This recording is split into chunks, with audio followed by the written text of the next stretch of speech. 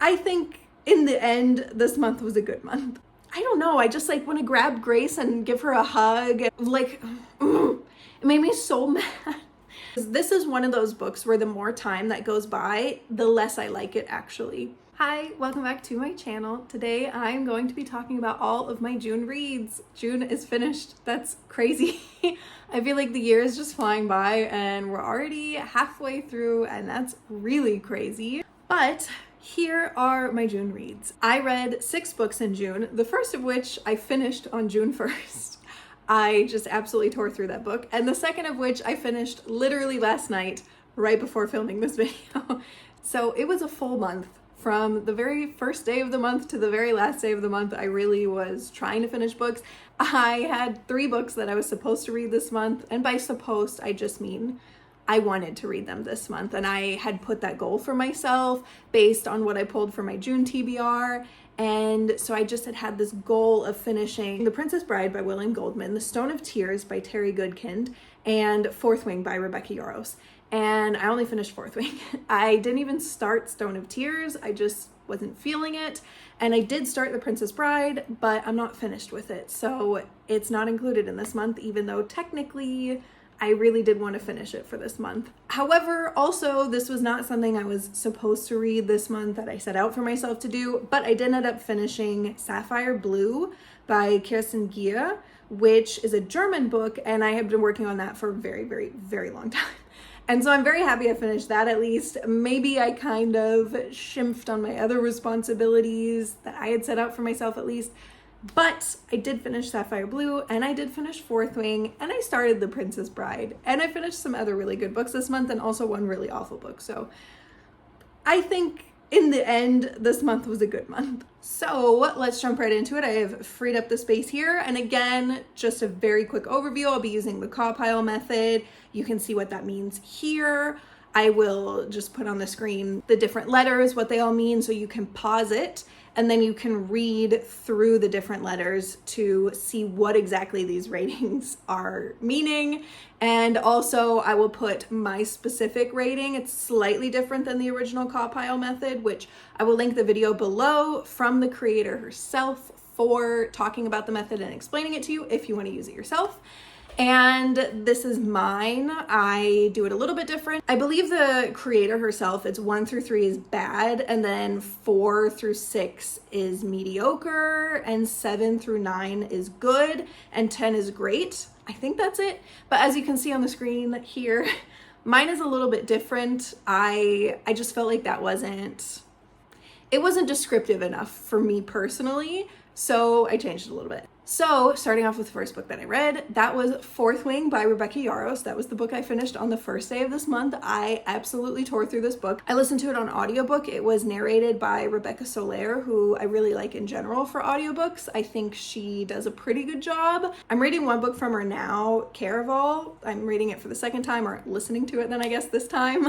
I read it physically the first time, and then this time I'm listening to it, and it's by Rebecca Soler, and I'm not really liking her narration this time. But on Fourth Wing, I do think it was a really good narration. I just absolutely listened to the heck out of that book. It was so good. I am not going to go through each individual rating. I did that in my last month's recap, and it just ended up being really long. I think I'm gonna cool it a little bit because I do have the tendency to ramble on longer than I should.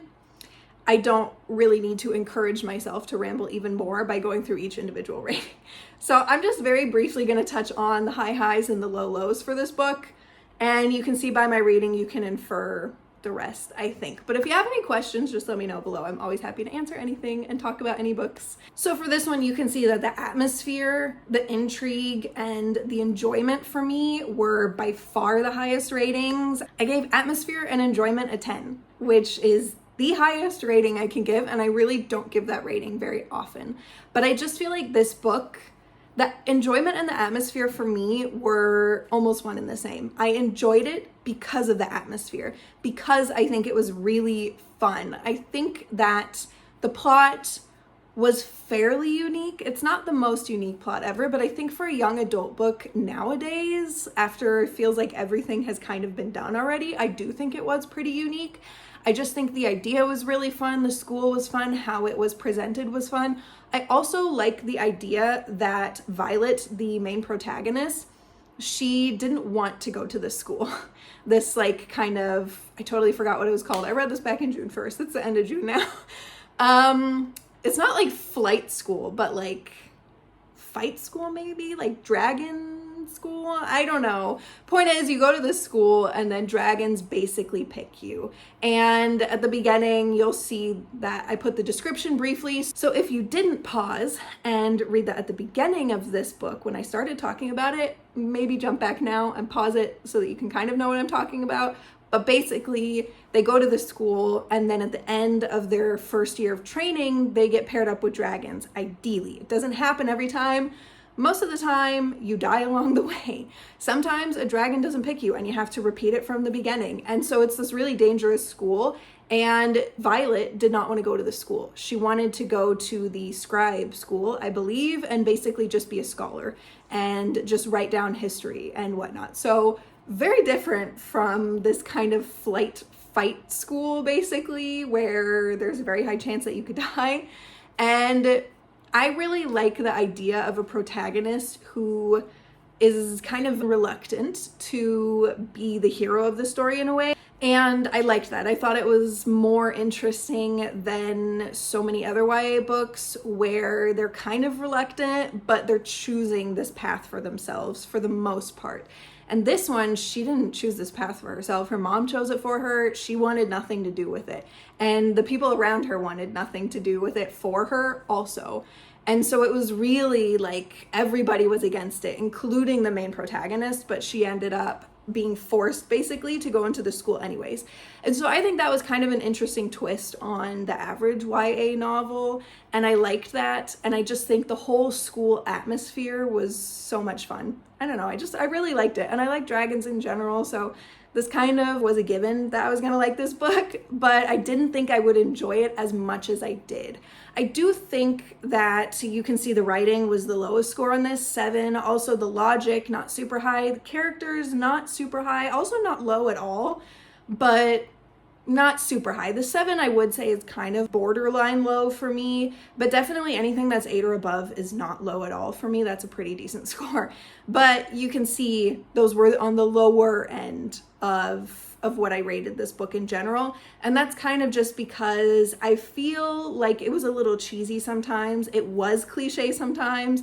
I know I just said that the whole reluctant hero trope I find refreshing, and it's not done as often as other tropes. It's definitely not an unpopular trope, but it's not super popular, I think. And so I know I just said that. However, I do feel like other than that, it was kind of filled with cliches. And I think that the male protagonist, Xaden Ryerson, just his name is really cheesy for me. It feels like she went to a fantasy name generator and found that. I don't know. I don't like his name. I also feel like if you have the main protagonist, like the female protagonist named Violet, and then the male protagonist is named Xaden, I don't know, that I just don't feel like that matches. Like Violet is a very normal name, I feel like. And there were not that many normal names in this book. And I just think it's kind of strange. Maybe she chose that specifically, kind of trying to show, I don't know, like subconsciously that Violet was not made out for this. And then people like Xaden, and can't remember any of the other names right now. But there were some other like crazy names with like crazy spellings, and like the dragons' names, that's kind of understandable. They're dragons. I don't think they would have names like George and Jeff and everything. That would be even weirder than having a strange name. So that makes sense to me, but I don't know. There was just something like, it just felt like a disconnect between Violet and then Xaden. I just wasn't a fan of that name, and I kind of feel like that summarizes a lot of the character tropes in the book. It was kind of a lot of like cliche fantasy kind of tropes and like a little try hard sometimes maybe. And so I just wasn't a big fan of that. However, completely overlooked that in general because I just enjoyed it so much, and I just had such a fun time reading it, and the atmosphere was so nice. I ended up rating it on Goodreads 5 stars. I rated it 4.5 based on the rating, the accumulated rating of my CAWPILE rating, But then on Goodreads, you can't rate it half stars. You have to go up or you have to go down. And just purely for the vibes and for the enjoyment, I rounded it up. I just really liked it. So next up is Paladin's Grace by T. Kingfisher. This is the first book in a series. It's the Saints of Steel series. And you can see the description. Pause it if you want to read about it. It's talking about a guy named Stephen, which we just talked about names in fantasy, and I feel like Stephen is such a basic name, but I love it though, because it's so T. Kingfisher. She writes very kind of mundane characters and mundane situations, but she writes them so well, and I just love it so much. And so it's like this middle-aged man named Stephen. It follows him trying to kind of figure out a mystery, and I don't want to spoil anything. I'm not sure what they give away in the description, but again, you can read the whole description at the beginning of this little clip of this book if you want to, but he's trying to figure out this kind of mystery. And I wasn't expecting it to be a fantasy mystery book. It's not super heavy on the mystery at all, but it definitely has that aspect. It's like him trying to figure out what happened, and then he tries to figure it out along with the help of Grace, who is this perfumer? I don't know.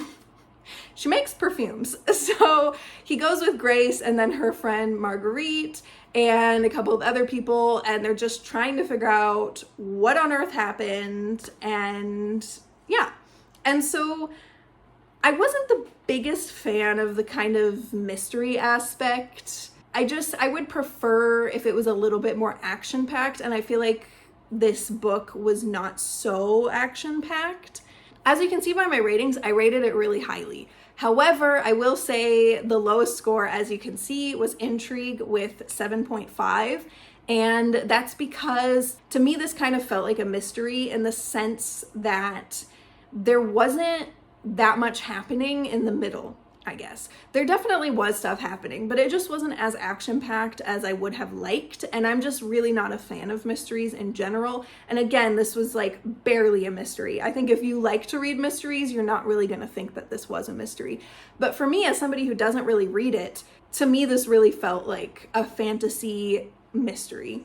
And so I wasn't the biggest fan of that part, which is the only reason why I didn't rate the book overall higher. But I did enjoy it, and again, as you can see, the 10 right there for writing. I'm such a huge fan of T. Kingfisher's writing. I think truly she can do almost no wrong with her books and her writing and her creations. I love it so much. You can also see the logic got a 9 and the characters got a 9. That's another thing I think she does so well.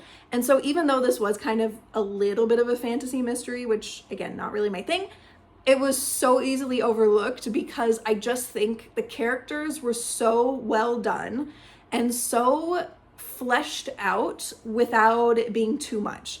Like, I feel like I could tell you so much about Stephen and even Marguerite, who is a side character, and Grace, and like their back history and their motives, and I just feel like I know them so well because T. Kingfisher does such a good job of writing characters, and she does such a good job of writing really mundane characters, as I mentioned before.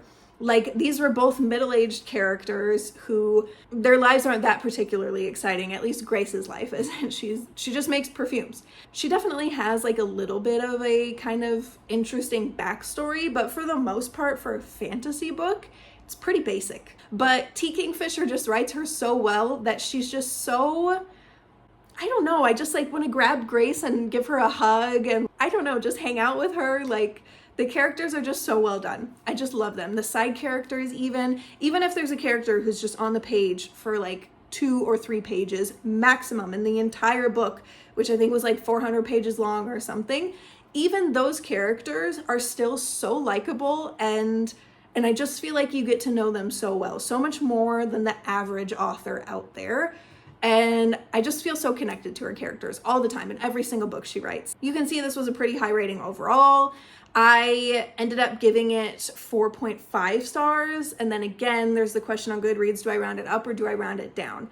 And I guess what I'm finding out in this video is I tend to do that based on my gut feeling about the vibe of the book. And for me, because this had that kind of mystery aspect to it, And because it was a little bit slow in parts, it was not as enjoyable as Fourth Wing, for example. So I rounded it down to 4 stars from 4.5, but I did give it 4.5 in my like actual spreadsheet where I track my ratings and my CAWPILE ratings and everything. It's a 4.5, but strictly for Goodreads, since you can't give them half-star ratings, I rounded down to 4. Next up is The 7-Year Slip by Ashley Posten. This was so shocking to me. As you can see, my rating for this book is really good. Like, across the board is quite good. The only thing that's lower is the writing and kind of the logic. However, it's still such a good rating for contemporary romance. I think this is truly the highest by far, actually, that I've ever given a contemporary romance book, ever. I've never even thought about giving a contemporary romance such a high score. I usually read them as very quick palate cleansers because most of the time they're very quick and very easy to read. And so I can finish them in a single day, maybe 2 days or something. And so in between my potentially 500-page fantasy books or just my really heavy books that require a lot of brain power to understand the magic system, whatever, then I kind of like to read contemporary romance books because I can kind of just shut my brain off and just enjoy. And I would say I enjoy contemporary romance books a chunk of the time. I don't know if I would say the majority, but I feel like I always dislike the end. And I don't know why I keep doing it to myself. I just keep reading them as palate cleansers because I just don't really know what else to read. I feel like there, for me, kind of is nothing else because I don't really like mystery. I don't really like thriller. I read those every once in a while as a palate cleanser, but that usually takes a little bit more brain power. And so for a short book that doesn't require a lot of brain power, I don't know if there really is anything else for me other than contemporary romance. So I just keep doing it to myself. I just keep reading and I hope one day I'm gonna find a good one. This book though, The 7-Year Slip, I enjoyed just about every single second of this book. I really, really liked it. As you can see, characters, 9 for me, plot, 9, intrigue, 9, enjoyment, 9. Like, it was so enjoyable. It was so creative. The plot, I loved it so much. But also, I kind of thought I would because I'm a really big fan. I know I just said I'm a big fan of it, but I can't even remember the name of that movie with Sandra Bullock and Keanu Reeves, and they're like writing letters to each other through this special mailbox. It's like The Lake House or something like that, I think. I know I said I liked it and I can't even remember the name, but when I was younger, I just loved it. And this 7-Year Slip book, it gives me the same vibes, but in a more modern, playful, just generally fun kind of way. I feel like the Lake House, if that is what it's called, that kind of sounds like a horror movie a little bit. But whatever that movie is called, that movie, it was a little bbit more of a somber kind of vibe and a little bit more of a serious romance. And The 7-Year Slip was just more playful. Like I said, it was about a chef. The male protagonist was a chef. And I just think the things that he said and did were so much fun. I loved him as a character so much. The female protagonist, Clementine, I liked less than the male protagonist, but I still liked Clementine decently enough. There were some things that kind of annoyed me, which is part of the reason why I gave Logic 7.5, because I didn't really connect to her character that much and I didn't really understand why she did the things that she did sometimes. I kind of just wanted to reach into the book and shake her. And that's a very common desire for me when I'm reading contemporary romance. That's really not that unusual. But really though, she made me mad sometimes. And so I put the logic a little bit down just because, I don't know, just the character's motive, the logic behind the character sometimes, what the characters did sometimes. And then a little bit just how things worked out, the way that they worked out. For me, yeah, just a 7.5. However, again, plot, intrigue, enjoyment, the characters, mostly because of the male protagonist, some of the side characters who I really enjoy. The aunt, we didn't even get the aunt as an actual character, but just in general, I liked her character. I think that the bright side and the dark side of her character, it was really interesting, and I really enjoyed reading about that in a book and not just having it be some character who's just like sunshine, flowers, and rainbows all the time. I think it was really interesting seeing both sides of her aunt and seeing how sometimes her aunt made decisions that also you wanted to reach in and shake her and say, why are you doing that to yourself? Why are you ruining it? Like, she literally ruined things like single-handedly. Like, it would have probably worked out if she would not have ruined it for herself, but she ruined it for herself. And sometimes you just want to reach in and kind of just slap the characters around.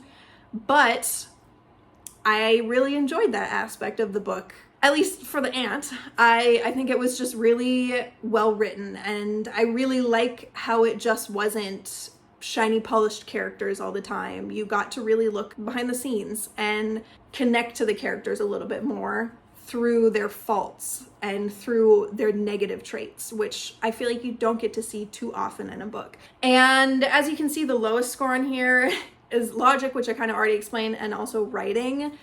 I didn't really like the writing in this book that much. I think in general, it was good. And a 7 is good. It's not great or amazing or anything, but it is good. And that's kind of just how I feel about her writing. There were some times where it was really repetitive.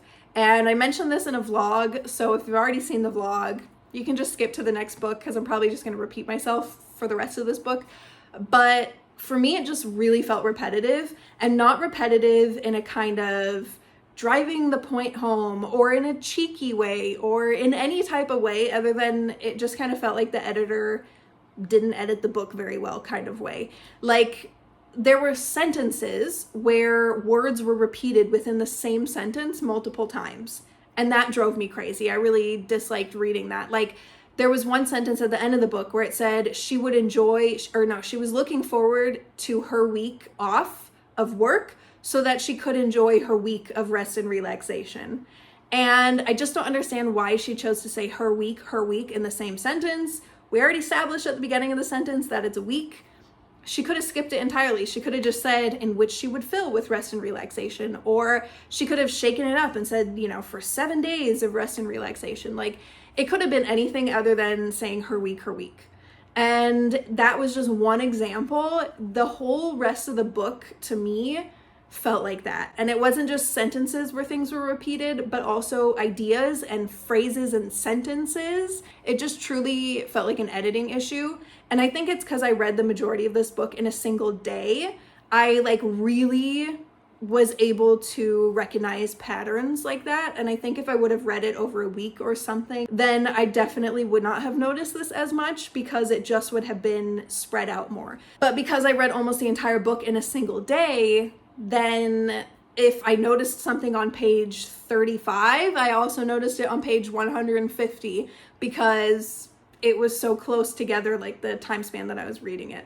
So yeah, a 7 is still good. And so I ended up giving this purely for enjoyment and for the characters and for the plot. I love the plot idea. I love how she wrote the plot, how she worked the plot, how she resolved it. I just loved it. I loved it so much.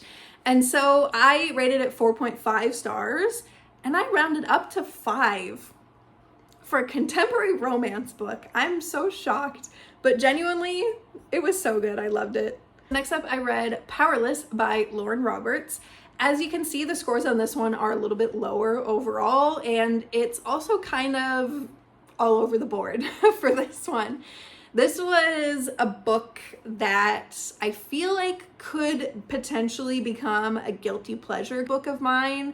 And what I mean by that is I have one other series that I would consider my guilty pleasure series. And I think I've only read it twice, so that's not actually that much. However, there's like 6 books total. Maybe you know what series I'm talking about, narrows it down a little bit.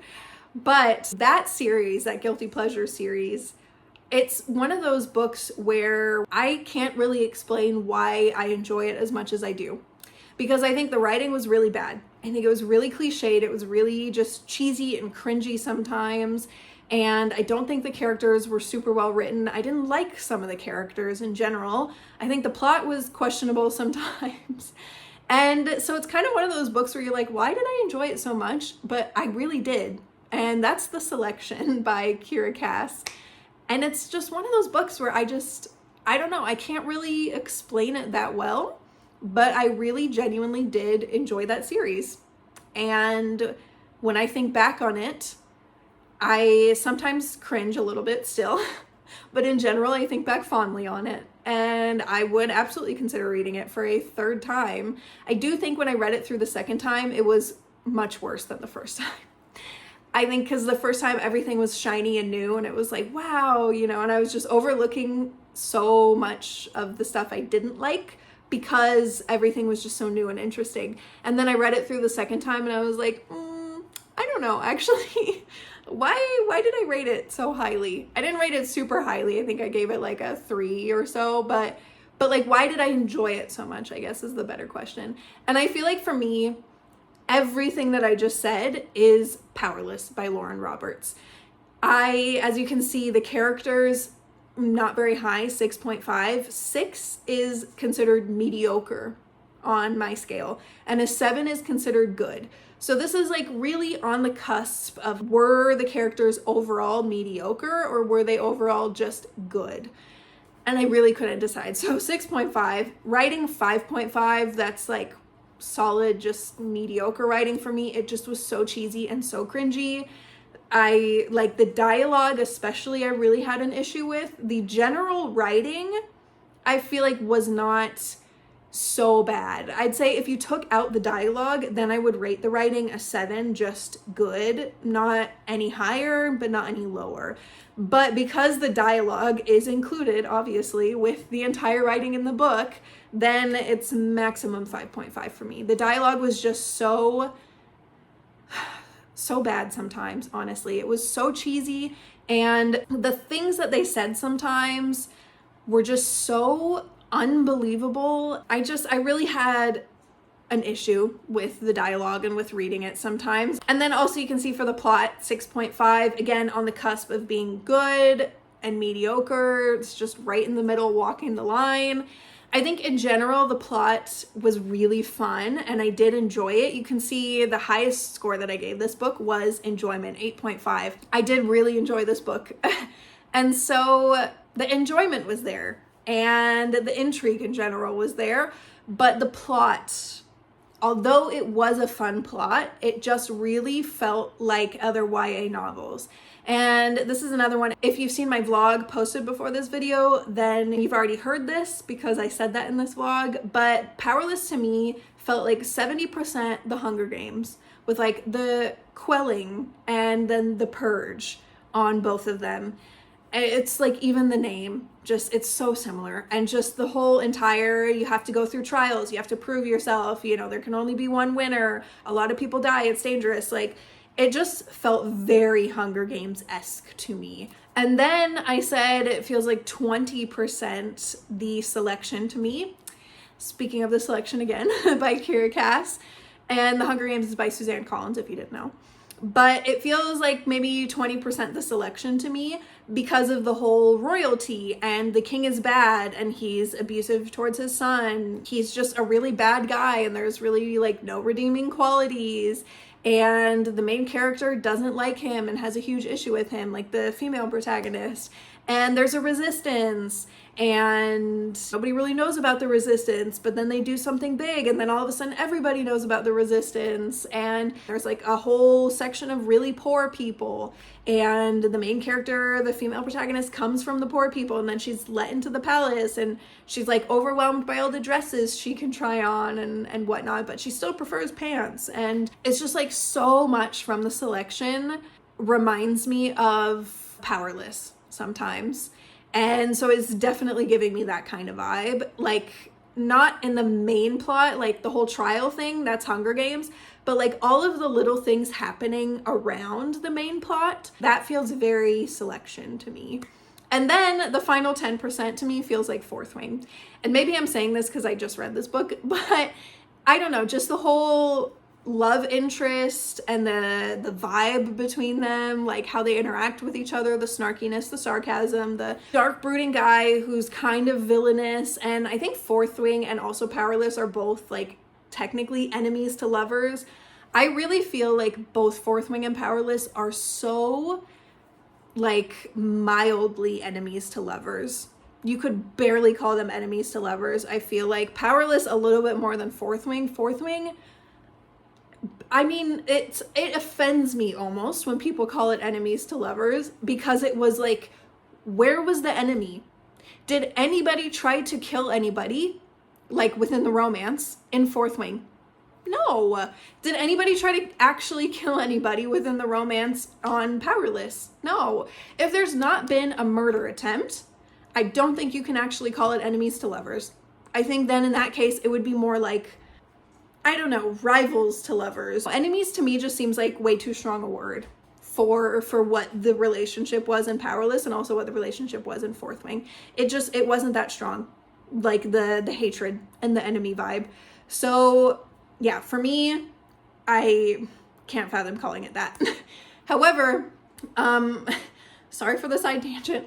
That to me, again, Fourth Wing and Powerless, very similar vibes in this regard. I feel like in the whole romance regard, very similar to Fourth Wing in general. And in the whole male protagonist regard, very similar to Fourth Wing. Again, I felt like it was 70% Hunger Games, 20% The Selection, and 10% Fourth Wing, and that was Powerless. So if you like any or all of those books, you're probably gonna like Powerless quite a bit. Just keep in mind that the writing is not very great. The dialogue is bad.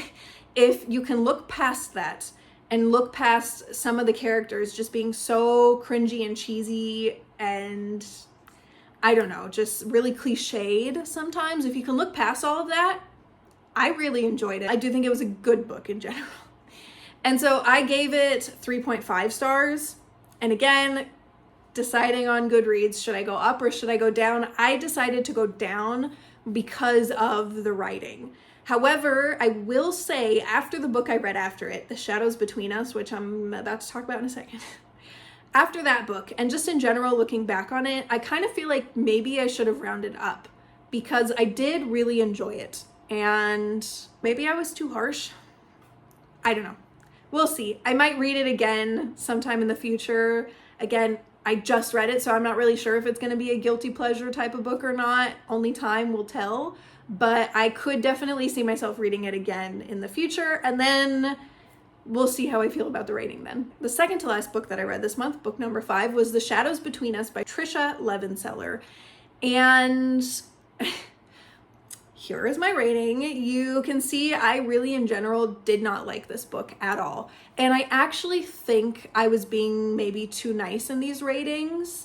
I'm going back and forth on if I should lower some of them or not, particularly the writing. This is one of those books where the more time that goes by, the less I like it actually. I feel like with Powerless, the more time that's going by, I kind of am liking it more. And then with The Shadows Between Us, the more time that's going by, it's for sure the opposite. It's going down. I should have not finished this book. This should have been a DNF this month. However, I am weak and I just can't bring myself to not finish a book. Especially one from Tricia Levenseller. She's the author of Daughter of the Pirate King and Daughter of the Siren Queen, that series, and then the companion novels accompanying it. And I really, really liked Daughter of the Pirate King. I don't know, I just enjoyed it so much. I think it was so good. I think the writing was good. I think the plot was good. I think it was just fun and really enjoyable. And I also like the sequel less, but I still do like it. And I like the companion novel also, Vengeance of the Pirate Queen, I believe. I like her in general. And so I thought I'll probably love this book. And this was advertised as enemies to lovers. And it kind of just gave me the same vibe based on the description and the cover as Powerless. And I had just finished Powerless and I was really craving like a really good enemies to lovers slow burn romance that has a fantasy element to it. And I thought this was going to be The Shadows Between Us, and it wasn't. It's barely fantasy. Barely. I think it's almost an insult to call it fantasy. There's like one fantastical element, and it's the fact that the Shadow King has shadow powers.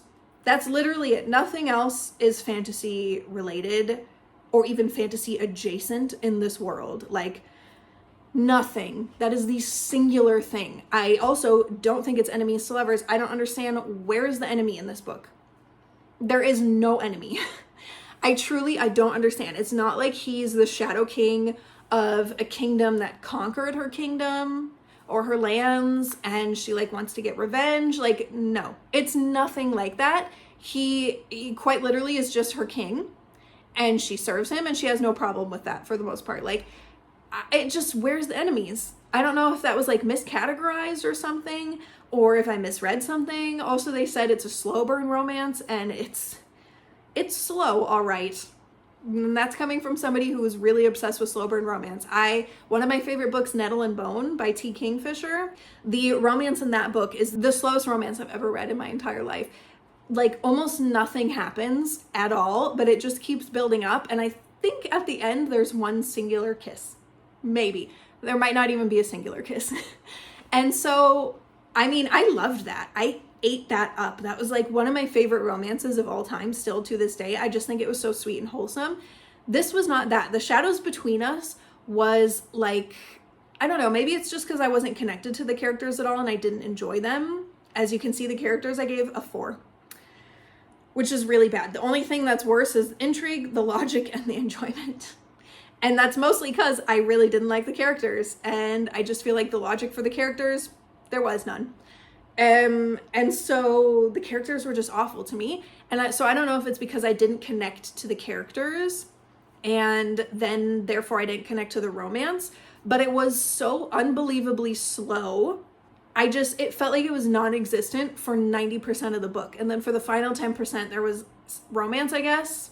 But like, again, I don't know, just there was no connection. Like, it didn't feel like it was an actual build-up and then a really sweet romance that you were just like salivating over. You were just waiting for there to be some romance. And then finally, like, a little grain of sand was given to you and you just ate it up. Like, it wasn't like that. And I love it when slow burn romance is like that. Like, when you just cannot even wait. You are about to just burst from the anticipation. Like, you just are so excited for when they finally admit their feelings to each other. Like, I love romance like that. And this was not that.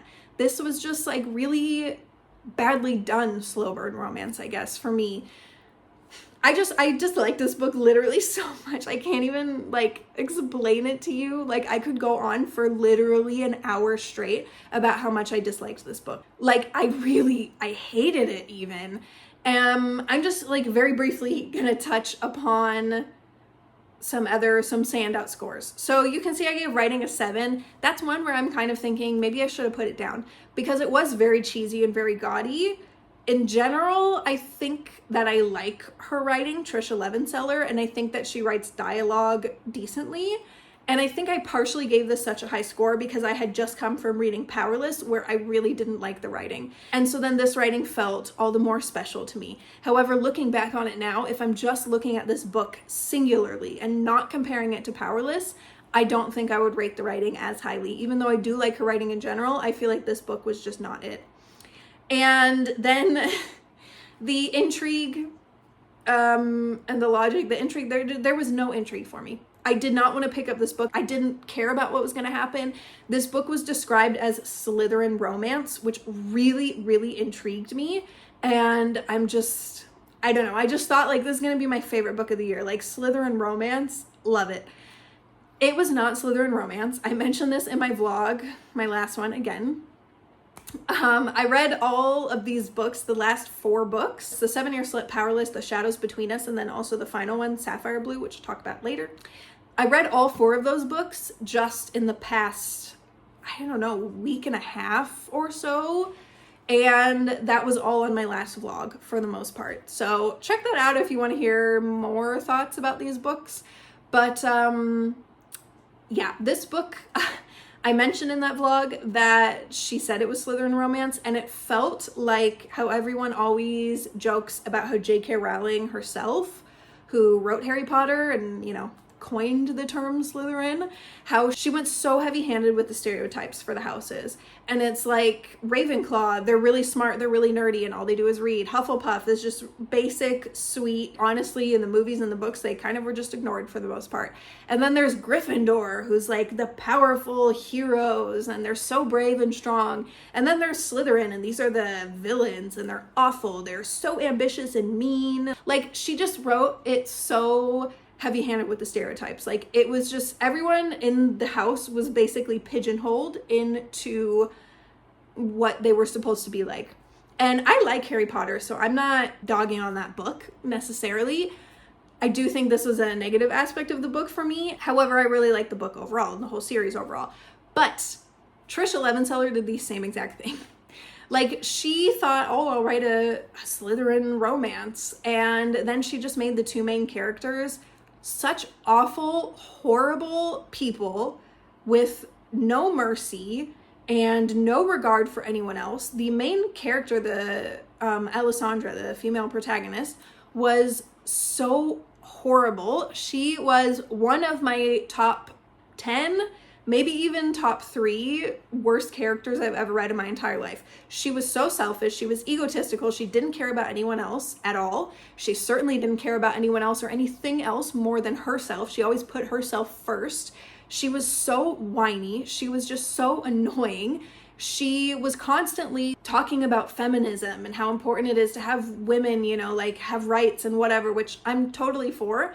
However, then at the very end of the book, they literally flip-flopped. Like, it made me so mad.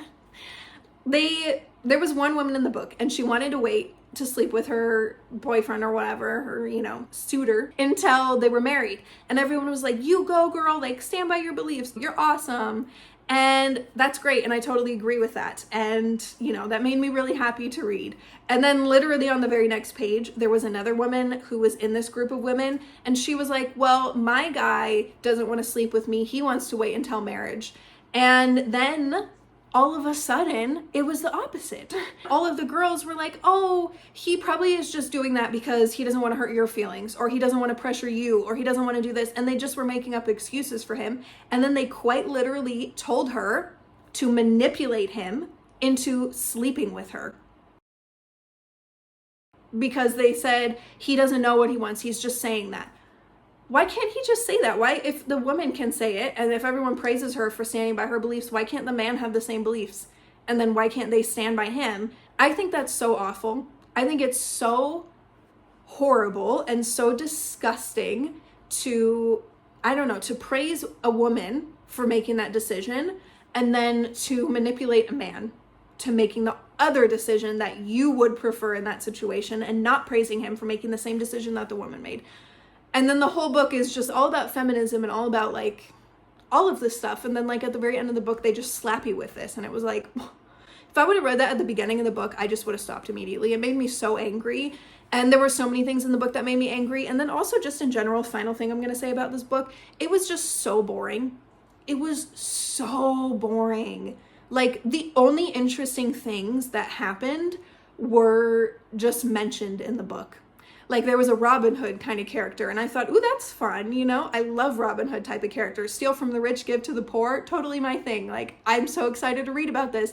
Well, it turns out he was basically like the villain of the book then, and they hated him, the two main characters, and they were like plotting ways to kill him, which again, just shows how vile they are. Like, Callias, the king, the Shadow King, he's just like stomping all over his people, taxing them out the wahoo, for his conquest, doesn't care about his people, doesn't care that they're suffering, that they're starving, and he just stomps all over them all the time. And then one person comes in, Robin Hood, who does care about the people and wants to give back to them, and then he's made out to be this horrible person, like in the end, and like it just made me so mad. And it was like such a tiny little side plot too. Like, I'm not spoiling anything, so don't worry.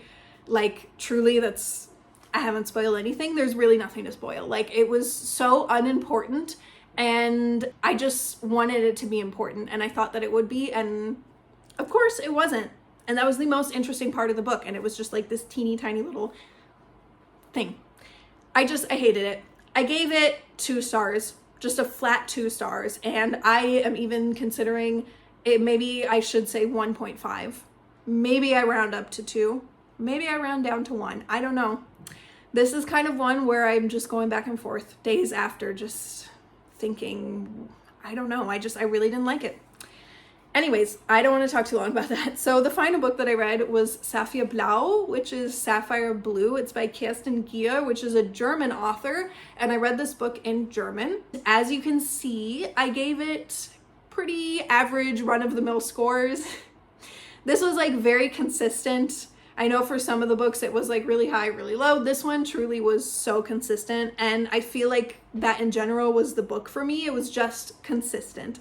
And also, because this is the second book in the series, I'm just going to put the description for the first book on the screen because I don't want to spoil anything by giving you the description for the second one, because it is a little bit spoilery, I think. And they've got it translated in English and everything. Like, it's quite popular in Germany, at least, and so it's gotten a little bit of worldwide recognition. It's got movies. They are German movies, but it does have movies. So it is kind of popular. You can for sure find it in whatever language you want to read it in. And so this one, again, consistency is just the word for this book. I think I'm not going to talk about this one too much because it was the second book in the series. And I will just say that I rated the first book 5 stars, mostly just for the vibes, because I was just so excited to read a book in German. It was the very first book I ever read in German. It was several years ago. And I'm just now getting back into the series, and I reread the first one, I think in December maybe of last year. And it took me this whole entire time to finally get around to reading the second book in the series, and there are 3 total. But I finally finished the second one, and I think it kind of was just really a bridge in between the first one and the third one. I've watched the movie, so I know what should happen, and I've not read the third one yet, but again, I know what's gonna happen. And so I know that this is really just kind of building up for the third one, and it kind of just a bridge. A consistent bridge across. Like, it wasn't particularly interesting. There wasn't that much that happened. It was just laying a lot of foundation for the third book, I think. For me personally, that's what it felt like, at least. There were definitely some things that happened and some interesting things, but for the most part, it kind of was not boring, but I guess maybe borderline boring. But you can see my enjoyment was one of the lower scores for the 7s. The only ones that I gave 8s were atmosphere and intrigue. And I know I'm kind of saying it was boring, so you're wondering, why is the intrigue higher than anything? It should have been lower then. But it's because I'm really excited to read the third book. And so I kind of just wanted to get through it, and I kind of wanted to see what would happen. And I kept thinking something would happen in the second book, something more important, something big. And so the intrigue was there for me when I was reading the book because I thought something was going to happen. In the end, nothing did happen. Nothing much. However, still, you know, I rated the enjoyment 7, which is good. It was not mediocre for me. It was good. It wasn't great. It wasn't amazing, but it was good. And then the atmosphere, of course, an 8, just because it's time traveling and you're jumping back into the olden days and then you've got modern times. And I just think it's so much fun. I just liked it. I think the atmosphere was nice. I think things were described really well. And yeah, I think the writing in general was good. It was really cheesy sometimes, really cliched sometimes. However, overall, I do think that it was quite good. Yeah, I don't really have anything else to say about this because I can't really spoil anything. And it kind of just was a pretty basic book for bridging in between 2 other books. I think the first one had a lot happening, and I think, based on the movies at least, the third one probably will also have a lot that happens, and this one just didn't. But I still enjoyed it decently enough anyways. I gave it 4 stars. Just an even 4 stars. I debated going back and forth between 3.5 and rounding up to 4, but in the end I decided to give it 4 because I did enjoy it and I do think it was a fun read. Even though there wasn't that much happening, it still intrigued me enough, and I just feel like in general the series is kind of nice, so I decided to just give it an even 4. Yeah. Anyways, that is everything. Those were all 6 of the books that I read. Thank you if you've reached the end. And please let me know in the comments below if you've read any of these books and what your ratings were compared to mine. I'm particularly curious about some of the lower star ratings that I gave this month, which would be Powerless and The Shadows Between Us. Really, The Shadows Between Us. Please Please let me know if you've read this book. I'm really curious to see if anyone else disliked it as much as I did. I don't know. I really, really thought I was gonna like it, and it was one of the worst books I have read this entire year, potentially ever. Honestly, like, I really think it was one of the worst books that I've ever read. Mostly because if I'm really not liking a book like that, I feel like I would just DNF it normally, but I really don't like DNFing fiction books. I've only really so far in my life DNF'd nonfiction books. I just think normally I'm better at picking books that I think I would like, and I thought I would like this book so much and didn't, but it was so disappointing. Please let me know if you've read it and what your thoughts were. I hope that you all have a great day, and I hope that you also had a great reading month for June as well, and I will see you in my next video. Bye.